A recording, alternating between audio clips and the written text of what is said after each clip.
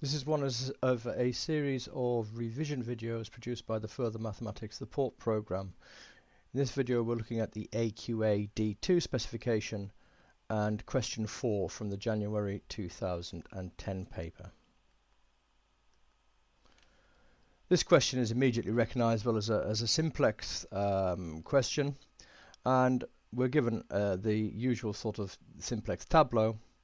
In the first part of the question, asked to name or tell us what the variables s, t and u are, and to write down equations involving x, y, z and s for this particular problem. In other words, asking us to interpret some of the information which is given in the table.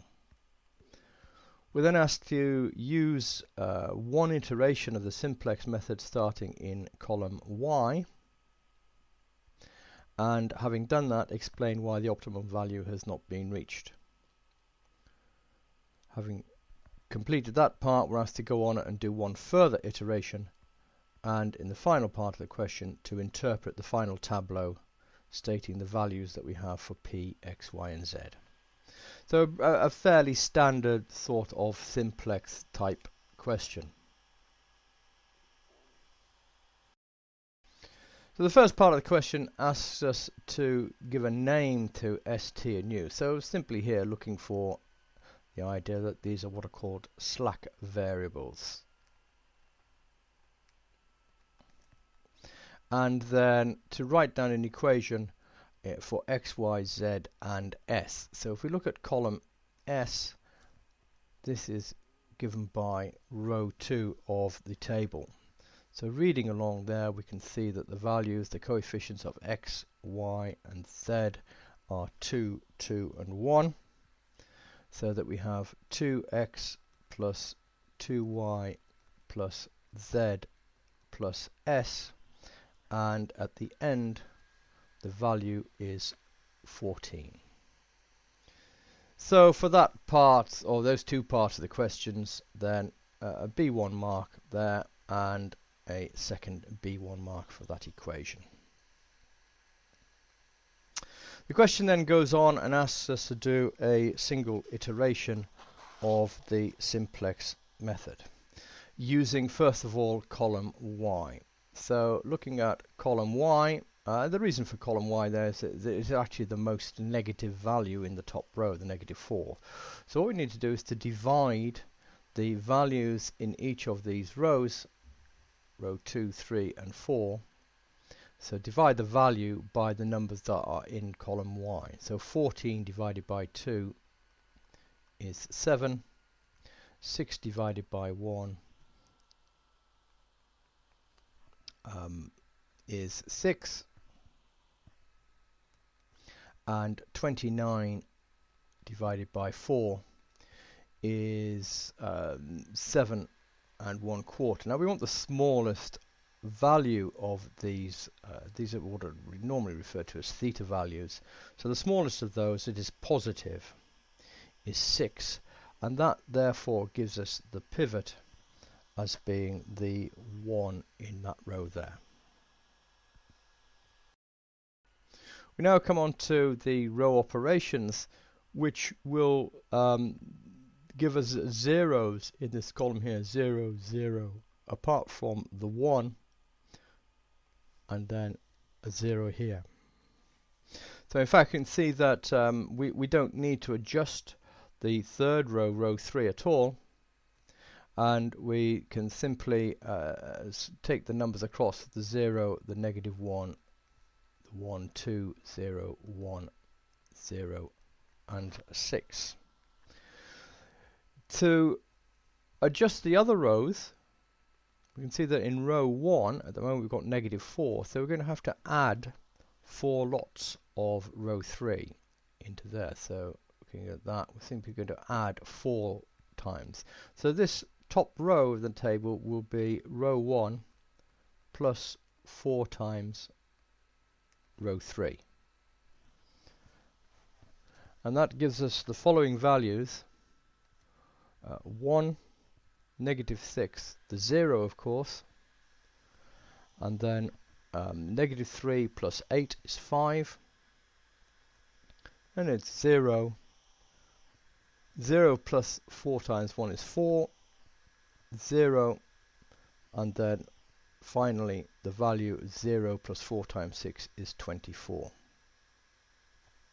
Similar procedures for the other two rows. The second row will be equal to row 2, this time minus 2 lots of row 3. So row 2 minus 2 lots of row 3 gives us 0. It's 2 minus negative 2. Do a little bit careful with the negative arithmetic, so it's easy to make errors.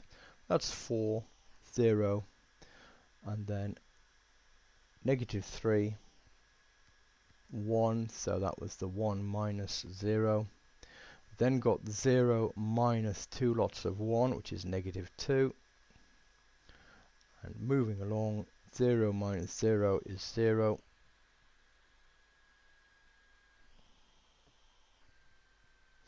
And then finally, 14 minus 2 lots of 6 gives us a value of 2.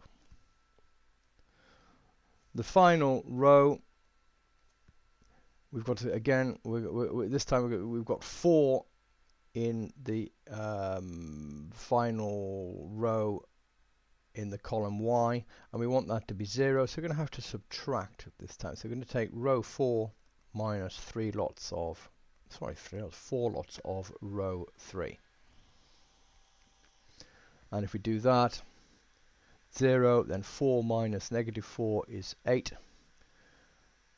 The 0, of course, 3 minus 4 lots of 2 gives us negative 5. Then 0. 0 minus 4 lots of 1, negative 4. And then 1, because subtracting 0 from that. And finally, 29 minus 4 lots of 6 gives us a value of 5.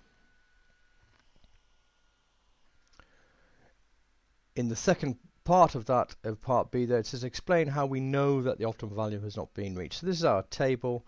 We know that the optimal value has not been reached because there is still a negative value in the first row. So there's a negative value in first row, or in the first row. So it implies it's not optimal. The marking for this part of the question, there was a B1 mark for finding that pivot, a M1 for doing each of these row operations, or at least attempting them, A1 if you got one correct, another A1 if you got them all correct. So that was how the 4 marks were allocated in part 1, and then there was just a single mark, an explanation mark for the fact that the optimal value has not been reached. Well, the next part of the question asks us to do one further iteration. So we're going to go through the procedure again.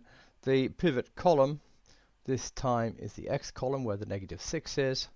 So if we take the values at the end, we've got 2 divided by 4 gives us 1/2. 6 divided by negative 1 gives us a value of negative 6, and 5 divided by 8 gives us 5/8. So remember, we want the smallest value, but it must be positive.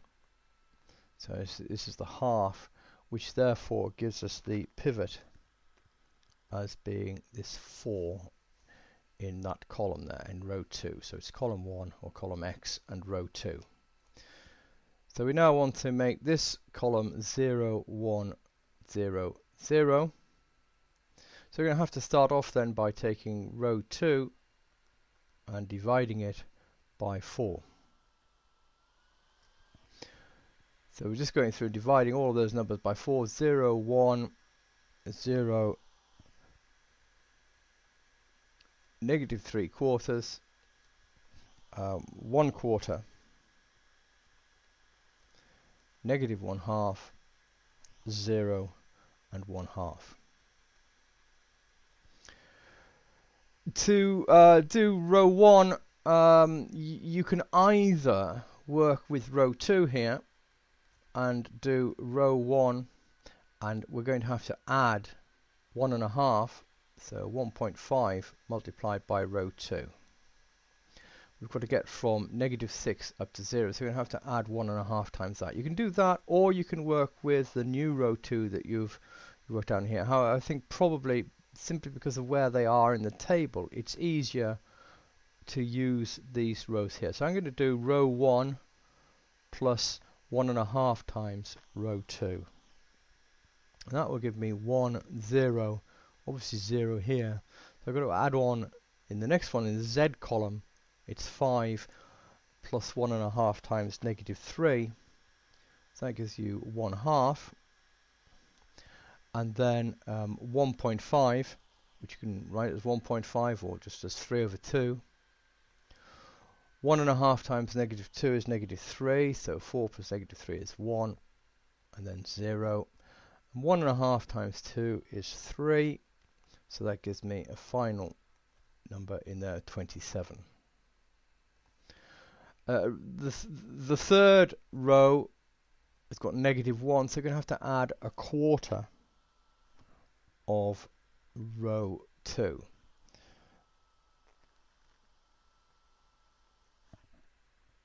So this will be row 3 plus 1/4 of row 2 added to it. So there we end up with 0, 0, and then 1. 1/4 of -3. That gives us -3/4. So in total then 2 minus 3/4 is 5/4. Adding 1/4 of 1 to 0 gives us 1/4. The next one in the T column, 1, and that would be minus 1/2. So that will give me in total 1/2. 0, and we've got 6 plus 1/4 of 2. So that's 6 plus 1/2. So 6.5, or if you like 13/2. Doesn't matter whether you write them as fractions, top heavy fractions, or a whole number plus a fraction. Finally then, for the fourth row, you can see we've got 8 there. We're going to have to subtract two lots of row 2 from it. If we do that, 0, 0, and then another 0, -5 minus 2 lots of -3 gives us in total -5 minus -6 is 1.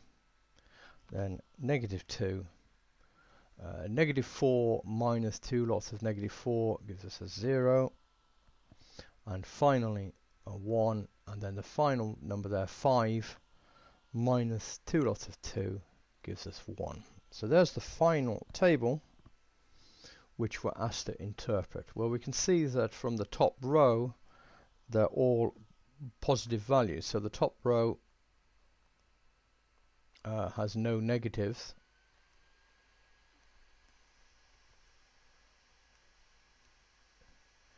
So first thing to say is that it's an optimal solution. So the optimal value is reached. And we've got to state the values of each of P, X, Y, and Z. So looking at, firstly, we can see that in the top row that P is equal to 27. Look at X. This has got 0, 1, 0, 0 in it, so it's the second number that we're looking at there is equal to 1/2. The Y column has got zeros and a 1, so it's this third value we're looking at. The Y is equal to 13/2. And Z, it's not a column of zeros and ones, and therefore the Z value is equal to 0. The other one that has got some value is actually U in here, and that will have a value of 1. So we've got P is 27, X is 1/2, Y is 13/2, and Z is equal to 0. The marking for that was a similar marking to part B, where we had an M1 mark for identifying the pivot, and then M1 and A1 marks for doing the new tableau. An E mark here, so we've got 3 marks in the second part of C. So an exclamation mark is saying that we've got the optimum has been reached. A B1 mark for the value of P, and another B1 mark if you got all the values correct. So there we are, that's the end of this particular question. You can find videos of other questions at www.furthermaths.org.uk.